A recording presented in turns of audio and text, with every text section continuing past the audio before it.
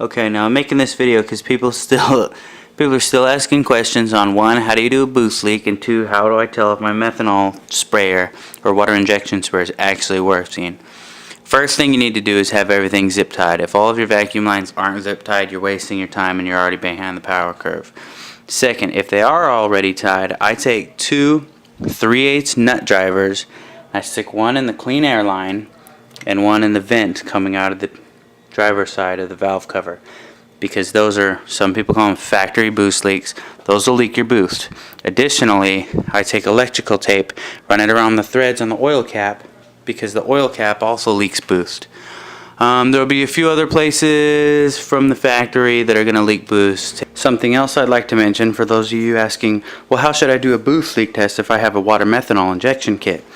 I put my power line right in here above the boost box so that I can take this fuse out whenever I do a boost leak test and I want to have the key on. That prevents it from filling up my cold side pipe with a bunch of water. If you want to make sure that your water injection kit is actually working, perform a boost leak test with the battery in the car with the key in the on position. When you hit your target boost, you're actually going to hear the pump kick on and you'll hear it spraying water or water methanol, whatever you're shooting, boost juice if you like. And that's how you can tell, 1, that your switch is actually set to the PSI that you want it to be set at, 2, that the kit is actually powering on and spraying. I put the camera there so you can see that the wastegate arm is actually going to move out. And so you can see, I'm going to use soapy water to find my boost leak.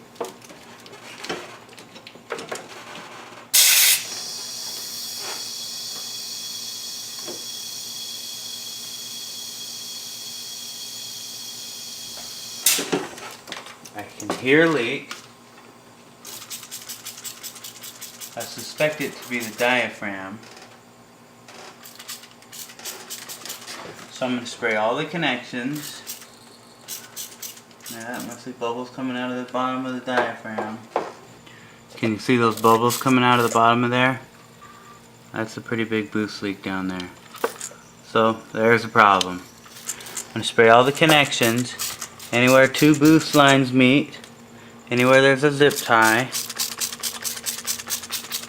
and look for leaks.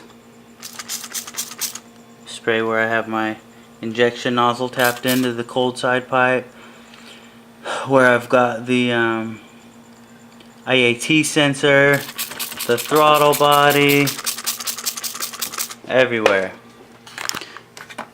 Go to the intake manifold, spray the base of the injectors, spray above them where the intake manifold gasket is. Now the nice part about that is when you spray those, that water is going to sit there for a while. You're going to lose boost, pressure I should say.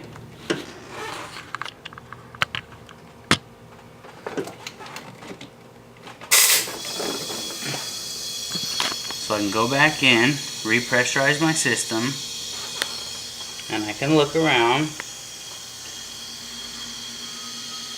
and again look at anywhere I'm losing boost. Now I know that my cold side pipe and I know that my hot side pipe are good.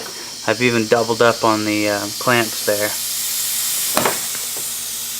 I can hear a lot of air coming over here. You'll be able to put your hand down, especially if your hand is wet, and feel where this air is coming from. I'm going to put the camera down because my hand's wet and dirty now and I don't want to ruin the camera, but that's how you do it. The easiest way to do this is have somebody sit in the car and tell you, hey, 10 psi, 20 psi, 30 psi, or get one of those fancy schmancy boost leak testers with the gauge on the front. I don't have that, so I just come over here and look. My car holds the boost pretty well so it doesn't leak too fast.